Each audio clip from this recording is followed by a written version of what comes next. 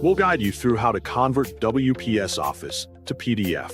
If you find this helpful, don't forget to like and subscribe. People search for this tutorial because they need a quick and reliable way to convert documents into PDF format using WPS Office. PDFs are widely accepted for sharing, printing, and preserving formatting.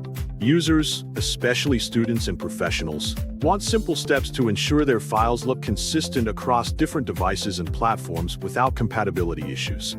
To begin the process, open Windows on your computer and wait until it is fully loaded. Next, open the Windows menu located at the bottom of the screen by clicking the Start button. In the search bar, type WPS Office to locate the application quickly.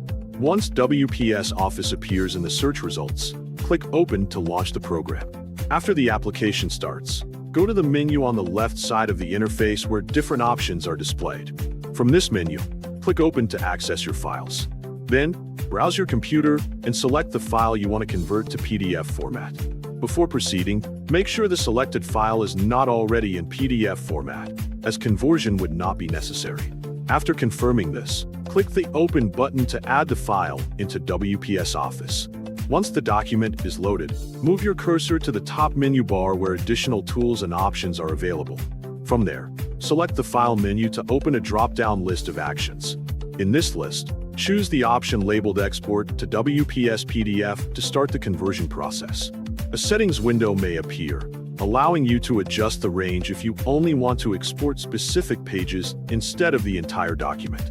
You can also adjust the quality settings depending on whether you prefer a smaller file size or higher visual clarity.